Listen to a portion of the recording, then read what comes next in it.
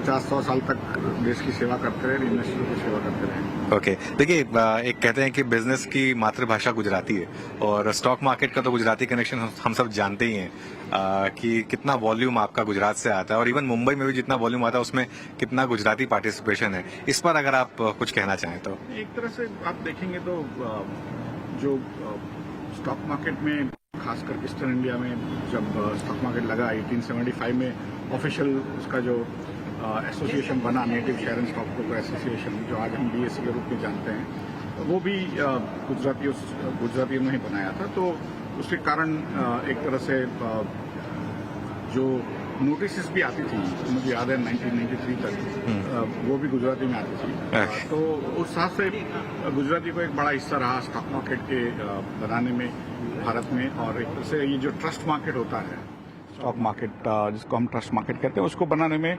गुजरातियों की भूमिका रही कि जब उद्योजकों को पैसों की जरूरत पड़ी तो गुजराती निवेशकों ने उनको पैसा दिया। एक समय था, आज हालांकि ये भी है कि भारत में सब जगह से, सब कोने से, उत्तर से, पूर्व से, दक्षिण से और सभी जगह और सभी कोनों से, इवन मध्य से हमारे पास आज निवेशक आ रहे हैं। लेकिन एक समय ऐसा था कि सिर्फ मुंबई, गुजरात में ही ज़्यादा उसका प्रचलन था और गुजरात में भी एक्सचेंजेस थी, अहमदाबाद, वो भी करीब Mumbai stock exchange, Bombay stock exchange जितनी ही पुरानी थी। कलकत्ता, दिल्ली में भी अच्छी बड़ी एक्सचेंजेस थी, लेकिन उस समय बॉम्बे स्टॉक एक्सचेंज का दबदबा था और बड़ौदा स्टॉक एक्सचेंज भी थी एक जमाने में। दूसरे दो एसोसिएशंस थे सूरत में और राजकोट में, जिन्होंने भी एक्सचेंज की मांग की थी, लेकिन उस समय फिर एनएसए की रचना हो गई थी। तब तक फिर उनकी जो मांग थी वो स्थान करके उनको नहीं दिया गया था। और गुजरात में तो अब गिफ्ट सिटी भी है और वहाँ से आपके जबरदस्त वॉल्यूम्स आ रहे हैं, तो वो भी एक क्लियर कट आपको बता रहा है कि अगर कोई एक सिटी चुनी गई जब एसजीएक्स से वॉल्यूम यहाँ लाना था, तो वो भी गांधीनगर गिफ्ट सिटी, तो वो भी एक कमिटमेंट है शायद इस चीज के लिए। हाँ, एक तरह से स्टॉक मार्केट से एक लंबा सा जुड़ाव रहा। 150 साल का तो बीएससी का इतिहास रहा। तो मेरे हिसाब से एक पूर्व भूमिका थी, लोग को निवेश करने की एक तरह से ट्रेडिशन थी, जिसकी वजह से आज जो सीएनबीसी बाजार को भी जो प्रतिसाद मिल रहा है मार्केट से, वो आसान नहीं होता। एक निश जो टेलीविजन चैनल जो सिर्फ बिजनेस पे बात करती है, फिर भी आप सीएनबीसी बाजार को पूरा दिन बिजी रख सकते हो। उसका कारण यही है कि गुजरात की जो प्रजा है और गुजराती जो स्पीकर्स है across the world, they look at stock markets with much more keenness than any other community, I think. तैयार है आपसे कुछ और बात करने के लिए। उससे पहले मैं एक दो चीजें आपसे बात करना चाह रहा हूँ। जो रिटेल का पार्टिसिपेशन बढ़ रहा है और खासतौर से जो एफएनओ में पार्टिसिपेशन बढ़ रहा है, उसको लेकर कुछ चिंता है? क्योंकि मेरी वीकेंड पे बीएससी जैसे बात हो रही थी, वो कहते हैं कि कोई चिंता नहीं है, एकदम सब कुछ वेल रेगुलेटेड है। आपका क्या व्यू है? मेरे हिसाब से देखिए, एक चिंता जताई गई है तो वो उसका ध्यान माने उसका संज्ञान में लेना चाहिए। उसके ऊपर जो भी करना पड़े करना भी चाहिए। उसमें जब भी कोई भी मार्केट चलाते हो तो खास करके सेंट्रलाइज मार्केट, उसमें दो चीजें हमें ध्यान रखनी पड़ती है। एक तो यह है कि आप सिस्टमैटिक रिस्क कितना है, और फिर हर व्यक्ति को रिस्क लेना चाहिए नहीं लेना चाहिए। तो जो सिस्टमैटिक रिस्क है वो ज्यादा नहीं है, क्योंकि टोटल ओपन पोजीशंस जो पूरे भारत में है करीब 20 लाख करोड़ के इर्द गिर्द होती है।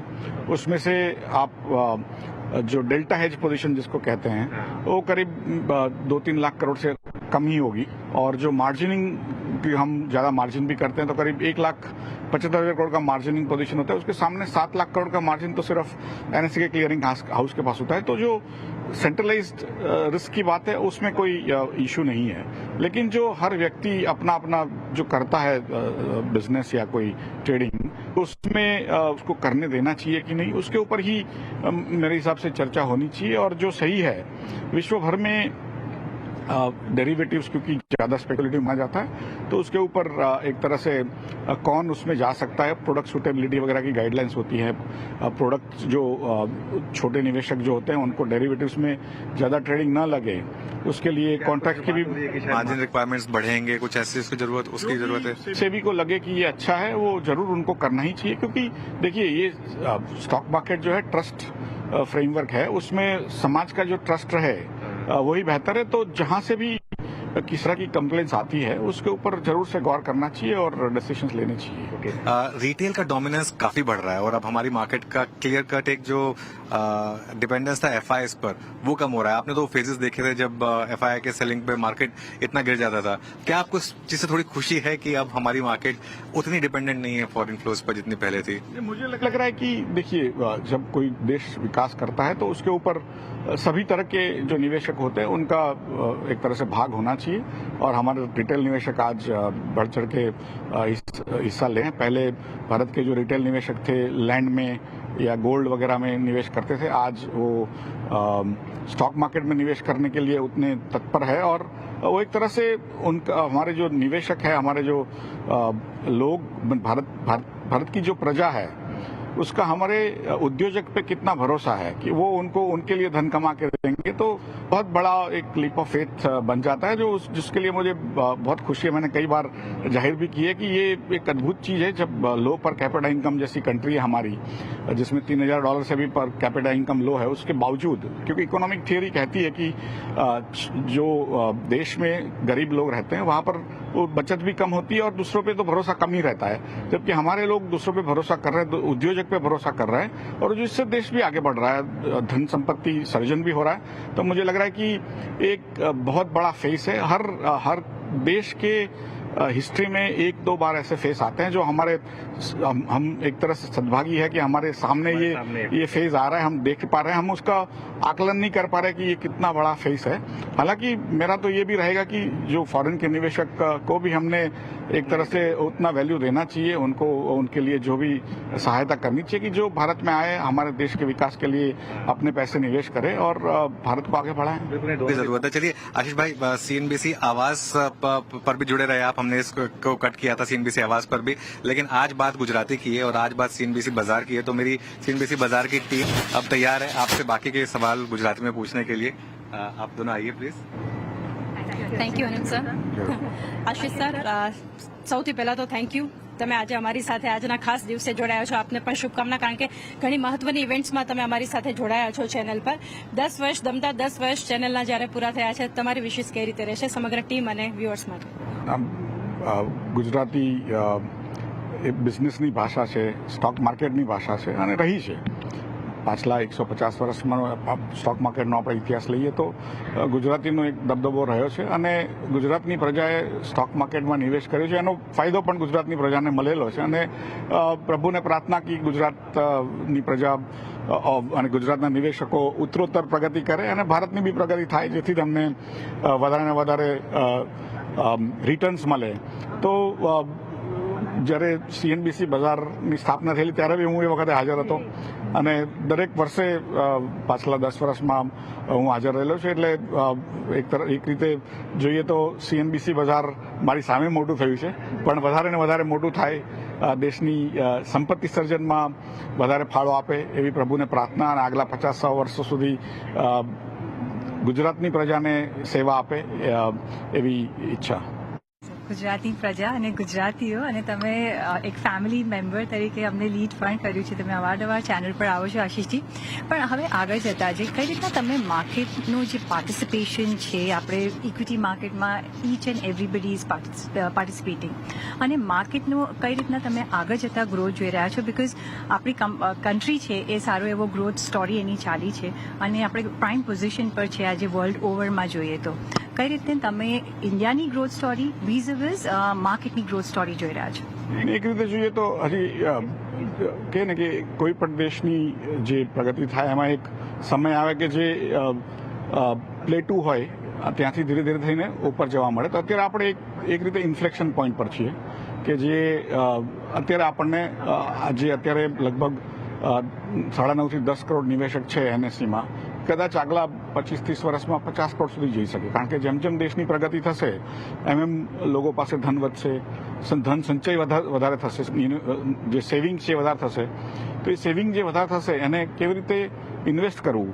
તો કારણ કે સ્ટોક માર્કેટમાં નિવેશ કરવું અત્યારે આસાન છે, મોબાઈલ દ્વારા પણ આપણે કરી શકીએ છીએ. કોઈ પણ રીતની ઇન્ડેક્સમાં કે કોઈ પર્ટિક્યુલર સ્ટોકમાં આપણે નિવેશ કરવું હોય તો આપણે તરત કરી શકીએ. જે રિયલ એસ્ટેટમાં સ્ટેમ્પ ડ્યુટી બીજા બધા કારણોને લીધે આપણે એટલું જલ્દીથી કરી શકતા નથી. ગોલ્ડમાં પણ આપણને ખબર નથી હોતી કે સાચું ગોલ્ડ છે કે ખોટું છે. જ્યારે આપણે વેચવા જશું તો મળશે કે નહીં, ચોરાઈ જતું હોય છે. આમાં તો ડિપોઝિટરી, સ્ટોક માર્કેટમાં ડિપોઝિટરી હોય છે. એટલે એને કારણે જે સમસ્યાઓ હતી સ્ટોક માર્કેટની, અને એક રીતે ઓટોમેશનને અનુરૂપ થઈને સ્ટોક માર્કેટ ઉભર્યું છે.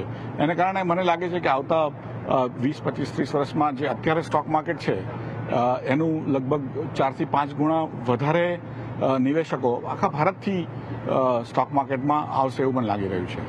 સર, એ આવનારા 20 થી 30 વર્ષ માટે અને સ્ટોક માર્કેટ માટે તમે જ્યારે વાત કરી છે, હવે ઓવરઓલ ઇકોનોમીની વાત કરીએ તો એક દશક જ્યારે સેલિબ્રેટ કરી રહ્યા છે, તો આવનારા દશકમાં કઈ રીતે અર્થતંત્ર અને ઇકોનોમીને તમે હવે આગળ જતા જોઈ રહ્યા છો? એક રીતે જોઈએ તો જે ટેકનોલોજીની બોલબાલા પાછલા 30 વર્ષમાં રહી કે ઇન્ફોર્મેશન ટેકનોલોજીએ વિશ્વને ચેન્જ કર્યું, ભારતને પણ ચેન્જ કર્યું. અને ભારતમાં જે બી સંપત્તિનું સર્જન થયું એમાં ઘણો એક મોટો હિસ્સો ઇન્ફોર્મેશન ટેકનોલોજીનો રહ્યો. અને એને કારણે ભારતને બી વિશ્વમાં નામના મળી કે ભારતના જે નાગરિકો છે એ વધારે હોશિયાર છે અને વિશ્વને સપોર્ટ કરી શકે છે બીપીઓ દ્વારા, આર્ટિફિશિયલ ઇન્ટેલિજન્સ દ્વારા કે સોફ્ટવેર પ્રોગ્રામિંગ દ્વારા. તો એ જે વસ્તુ છે આગળ જતાં જેમ જેમ આપણે આગળ જશું એમ જે ટેકનોલોજીને કારણે વેલ્થ વધશે એનું પ્રમાણ વધતું ને વધતું જશે. કારણ કે ટેકનોલોજીનો જે વેગ છે એ પહેલાં સ્લો હતો, જેમ જેમ આપણે આગળ વધીએ તેમ વધારે ફાસ્ટ થતો જશે. એને કારણે જે સંપત્તિનું સર્જન ટેકનોલોજી દ્વારા થાય છે એ પણ વધતું જશે. એનો જે પ્રવેગ કહેવાય ગુજરાતીમાં એક્સેલરેશન, એ વધતું જશે. એને કારણે મારા હિસાબે ટેકનોલોજીનો દબદબો વધશે. બીજું કે જે નાની કંપનીઓ જેમને વધારે કેપિટલ જોઈતું નથી, પહેલા જમાનામાં એવું હતું કે આપણે મોટી વસ્તુ કરવી હોય તો મોટું કેપિટલ, મોટું ભંડોળ જોઈતું હતું. અત્યારે મોટું કામ કરવું હોય તો નાના પૈસા જોઈએ છે અને વધારે અક્કલ, વધારે એક્સપોઝર, વધારે મહેનત જોઈતી હોય છે. તો એ ભારતીયો કરી શકે એવું મને લાગે છે. એને કારણે આગળ જતાં જે સંપત્તિનું સર્જન થશે ભારતમાં એ ઘણું વધારે થશે પાછલા 30 વર્ષમાં કે પાછલા 100 વર્ષની સામે. અને એ જ મને લાગી રહ્યું છે કે આગળ જતાં ભારત નેક્સ્ટ 30-40 યર્સ આપણે એક તરફથી આપણને એક ચાન્સ છે, કારણ કે યંગ દેશ છે, ટેકનોલોજીકલી ઓરિએન્ટેડ છે અને વિશ્વમાં અત્યારે આપણું એક નામ છે. જે આપણે આગળ વધારશું તો આપણને એક લો ઇન્કમ કન્ટ્રીમાંથી હાઈ ઇન્કમ કન્ટ્રીમાં જવા માટેનો એક ચાન્સ છે. આપણે before we become old we can become rich together, right? So that is how I see કે ભાઈ આપણે થોડીક મહેનત સાથે કરશું, થોડી અક્કલ વધારે ચલાવશું, થોડા ઝઘડા ઓછા કરશું તો આપણે વધારે આગળ વધશું. કોઈ ડાઉટ નથી કે આપણે યંગ નેશન છે અને ઇન્ટેલિજન્ટ છે અને મહેનતુ આપણે છે. પછી આપણા દેશમાં હોય કે વિદેશમાં હોય, આઈ થિંક ભારતીયોનો ઓલવેઝ દબદબો રહ્યો છે.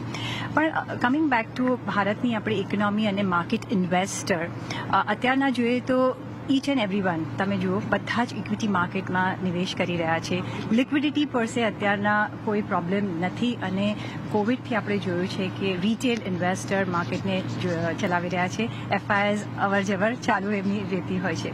કઈ રીતના તમે જુઓ છો આગળ જતાં? શું ડોમેસ્ટિક ઇન્વેસ્ટર્સનો વધારે દબદબો રહેશે?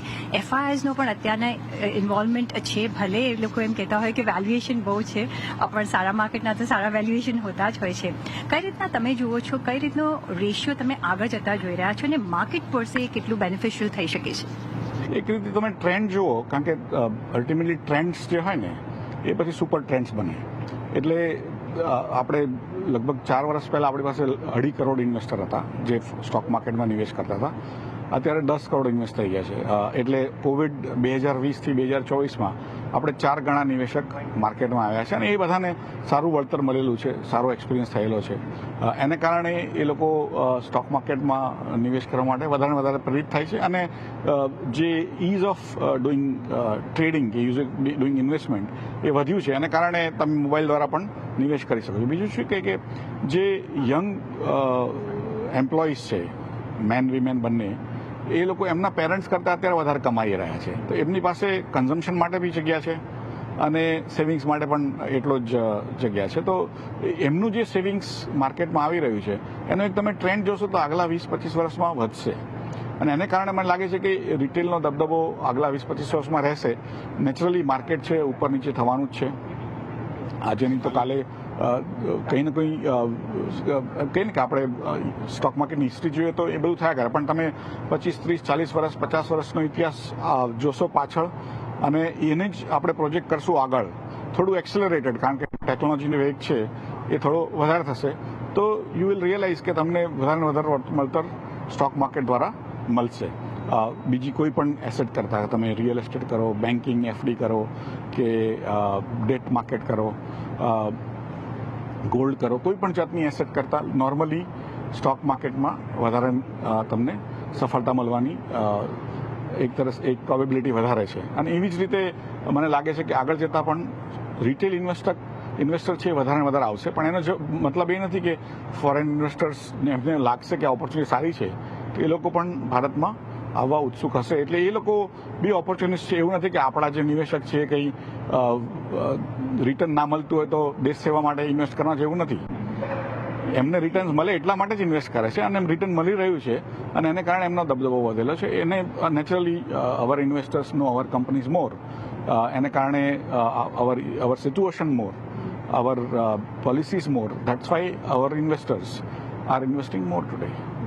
આશિષ સર, એક છેલ્લે તમારી પાસેથી એ જાણવા માંગીશ કે તમે જે રીતે માર્કેટ સાથે જોડાયેલો છો, ગ્રાઉન્ડ રિયલ્ટી તમે જાણો છો અને આ 10 વર્ષની જ્યારે વાત કરી રહ્યા છે, એક ઉજવણી કરી રહ્યા છે, તમે એવો કયો બદલાવ એક જોયો છે રોકાણકારોમાં કે પછી રોકાણકારો જે રીતે એક કોઈને કોઈ એક માઇન્ડસેટ સાથે તેઓ માર્કેટમાં આવતા હોય છે, તો એક બદલાવ જે તમે ઓબ્ઝર્વ કર્યો કે આ 10 વર્ષમાં જે એક મેં શરૂઆત જોઈ હતી અથવા તો આ મેં ઓબ્ઝર્વ કર્યું હતું, એ વસ્તુ હવે મને અહીંયાથી બદલતી દેખાઈ રહી છે માર્કેટમાં ને નહીં, મારા હિસાબે જે પહેલા બી સટ્ટાનું બહુ જોર હતું 1985માં, 1975માં, ઇવન 1890sમાં બદલાવ ઉપર કમિટીઓ દર 10 વર્ષે બેસતી હતી અને એને કારણે સટ્ટાનું એ વખતે ઘણું જોર હતું. પણ ધીરે ધીરે કરીને લોકો પણ એક તરફ જાગૃત થયા અને એને કારણે જે નિવેશનું કહીએ કે લોંગ ટર્મ, લાંબી અવધિ માટેના જે ઇન્વેસ્ટમેન્ટનું જોર વધ્યું અને એ મને લાગે છે કે આવતા 10 વર્ષમાં ઓર વધશે. કે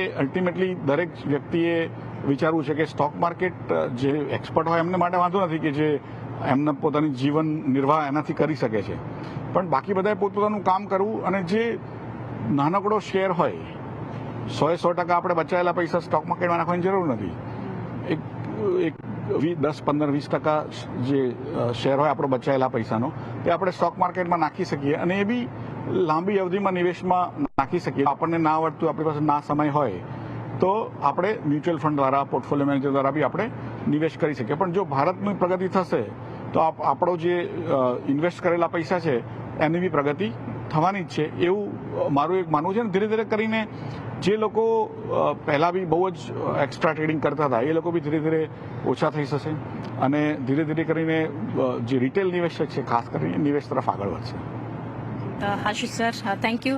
આજના ખાસ દિવસે તમે અમારી સાથે જોડાઈ અને ખાસ તમારા વ્યૂઝ શેર કર્યા. Thank you. ધન્યવાદ અને અભિનંદન.